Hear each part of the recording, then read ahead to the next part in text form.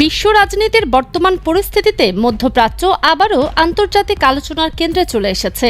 সামরিক উত্তেজনা, আঞ্চলিক আঘাত, শক্তিধর রাষ্ট্রগুলোর কৌশলগত অবস্থান এবং ধর্মীয় ব্যাখ্যার কারণে এই অঞ্চলকে ঘিরে নতুন করে নানা আলোচনা শুরু হয়েছে। বিশেষ করে ইরান, উপসাগরীয় অঞ্চল এবং আশেপাশের ভূরাজনৈতিক পরিস্থিতি নিয়ে বিশ্লেষকদের পাশাপাশি ধর্মীয় আলোচনাতেও নতুন মাত্রা যুক্ত হয়েছে।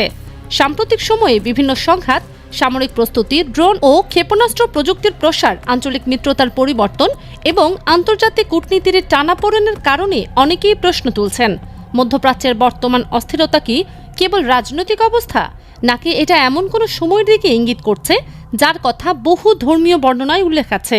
ইসলামী বিশ্বাসে সবসময় বা কিয়ামতের পূর্ববর্তী সময় নিয়ে বহু হাদিসে আলোচনা রয়েছে। সেখানে পৃথিবীতে অন্যায়, অস্থিরতা, যুদ্ধবিগ্রহ এবং নৈতিক অবক্ষয়ের প্রসঙ্গ উল্লেখ করা হয়েছে। এই প্রেক্ষাপটে মুসলিম সমাজে দীর্ঘদিন ধরে আলোচিত একটি গুরুত্বপূর্ণ বিষয় হল ইমাম মাহদীর আগমন। ইসলামী ঐতিহ্য অনুযায়ী যখন পৃথিবীতে অন্যায় ও জুলুম ব্যাপক আকার ধারণ করবে এবং মুসলিম উম্মাহ বিভক্ত ও দুর্বল হয়ে পড়বে, তখন আল্লাহ একজন ন্যায়পরায়ণ নেতা প্রেরণ করবেন, যিনি মানব সমাজে ন্যায় ও ভারসাম্য প্রতিষ্ঠা করবেন। বহু হাদিসে উল্লেখ রয়েছে যে তিনি মুসলিম উম্মাকে ঐক্যবদ্ধ করবেন, অত্যাচারের বিরুদ্ধে অবস্থান নেবেন এবং পৃথিবীতে ন্যায় বিচারের পরিবেশ সৃষ্টি করবেন। এই কারণে মধ্যপ্রাচ্যের রাজনৈতিক অস্থিরতা এবং মুসলিম বিশ্বের বিভিন্ন সংঘাতের সময় অনেকের মধ্যেই এই প্রশ্ন দেখা দেয়, এই পরিস্থিতি কি ওই ঐতিহাসিক সময়ের পূর্বাভাস হতে পারে? ইসলামী বিশ্বাসে আরেকটি গুরুত্বপূর্ণ বিষয় হল শেষ যুগে আসমান থেকে অবতরণ করবেন ঈসা বিন মারিয়াম।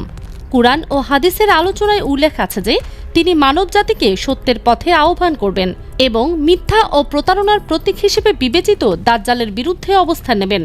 ইসলামী বর্ণনায় বলা হয়, তখন পৃথিবীতে বড় ধরনের পরিবর্তন ঘটবে এবং ন্যায় ও সত্য প্রতিষ্ঠার একটি নতুন অধ্যায় শুরু হবে। এ কারণে মুসলিম সমাজে শেষ সময়ের ঘটনাগুলো নিয়ে আলোচনা সবসময় গভীর আগ্রহের বিষয় হয়ে থাকে। অন্যদিকে খ্রিস্টান ধর্মেও শেষ সময় নিয়ে গুরুত্বপূর্ণ বিশ্বাস রয়েছে। খ্রিস্টানদের ধর্মীয় ঐতিহ্যে বলা হয় যে যীশু খ্রিস্ট আবার পৃথিবীতে ফিরে আসবেন। এই ধারণাটি সেকেন্ড কামিং নামে পরিচিত। খ্রিস্টান ধর্মতত্ত্বে বিশ্বাস করা হয় যে তিনি ফিরে এসে অন্যায়ের অবসান ঘটাবেন এবং সত্য প্রতিষ্ঠা করবেন। এ কারণে বিশ্বের বহু খ্রিস্টান বিশ্লেষকও মধ্যপ্রাচ্যের পরিস্থিতিকে গভীরভাবে পর্যবেক্ষণ করেন, কারণ বাইবেলের কিছু ব্যাখ্যায় মধ্যপ্রাচ্যের অঞ্চলগুলোকে শেষ সময়ের ঘটনাবলীর গুরুত্বপূর্ণ অংশ হিসেবে উল্লেখ করা হয়েছে। ফলে মুসলিম ও খ্রিস্টান উভয় ধর্মেই শেষ সময় নিয়ে একটি মিলিত আগ্রহ তৈরি হয়েছে, যদিও ব্যাখ্যা ও ধর্মতাত্ত্বিক বিশ্লেষণে পার্থক্য রয়েছে। মধ্যপ্রাচ্যের বর্তমান ভূরাজনৈতিক বাস্তবতা বিশ্লেষণ করলে দেখা যায় যে এই অঞ্চল দীর্ঘদিন ধরেই আন্তর্জাতিক রাজনীতির কেন্দ্রবিন্দু।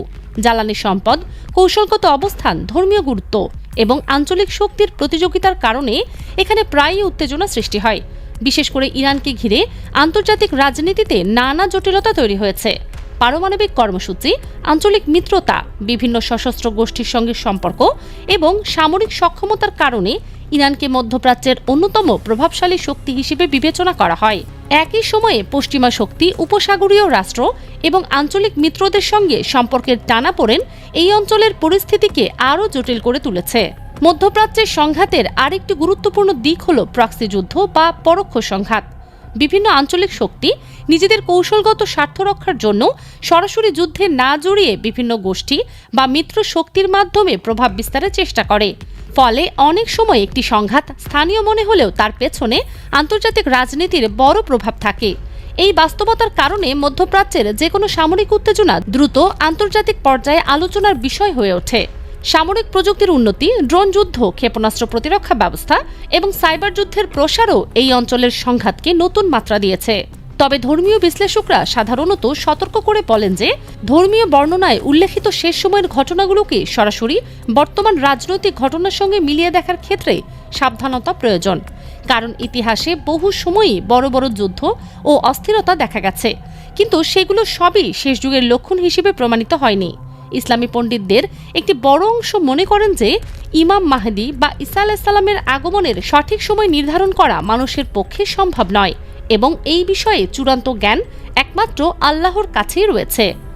আন্তর্জাতিক বিশ্লেষকরাও মধ্যপ্রাচ্যের পরিস্থিতিকে মূলত ভূরাজনৈতিক দৃষ্টিকোণ থেকে ব্যাখ্যা করেন। তাদের মতে বর্তমান উত্তেজনার পিছনে রয়েছে শক্তির ভারসাম্য, অর্থনৈতিক স্বার্থ, সামরিক জোট এবং কৌশলগত প্রতিযোগিতা। তবুও ধর্মীয় অনুভূতি এই অঞ্চলের রাজনীতিতে গুরুত্বপূর্ণ ভূমিকা রাখে, কারণ মধ্যপ্রাচ্যের বহু সমাজে ধর্মীয় পরিচয় সামাজিক ও রাজনৈতিক বাস্তবতার সঙ্গে গভীরভাবে জড়িত। বর্তমান বিশ্বে তথ্য প্রযুক্তির বিস্তার এবং সামাজিক যোগাযোগ মাধ্যমের কারণে ধর্মীয় আলোচনা ও বিশ্লেষণ দ্রুত ছড়িয়ে পড়ছে। ফলে মধ্যপ্রাচ্যের প্রতিটি বড় ঘটনা নিয়ে ধর্মীয় ব্যাখ্যা বা ভবিষ্যৎবাণীমূলক আলোচনা অনেক দ্রুত মানুষের কাছে পৌঁছে যায়। কেউ কেউ এটিকে বিশ্বাসের দৃষ্টিকোণ থেকে দেখেন, আবার অনেকে এটিকে সামাজিক ও সাংস্কৃতিক প্রতিক্রিয়া হিসেবে ব্যাখ্যা করেন। সব মিলিয়ে বলা যায়, মধ্যপ্রাচ্যের বর্তমান উত্তেজনা আন্তর্জাতিক রাজনীতি, সামরিক কৌশল এবং ধর্মীয় আলোচনার একটি জটিল সংমিশ্রণ তৈরি করেছে। ইরান সহ আঞ্চলিক শক্তিগুলোর ভূমিকা, বৈশ্বিক শক্তির কৌশলগত অবস্থান, ধর্মীয় বিশ্বাস এবং ঐতিহাসিক বাস্তবতা সবকিছু মিলিয়ে এই অঞ্চলের পরিস্থিতি বিশ্ব রাজনীতিতে গুরুত্বপূর্ণ প্রভাব ফেলছে। একই সঙ্গে ধর্মীয় দৃষ্টিকোণ থেকে অনেক মানুষ শেষ সময়ের আলোচনা নতুন করে বিবেচনা করছেন, যদিও এর চূড়ান্ত ব্যাখ্যা বা সময় নির্ধারণ নিয়ে নিশ্চিত কোনো সিদ্ধান্তে পৌঁছানো সম্ভব নয়।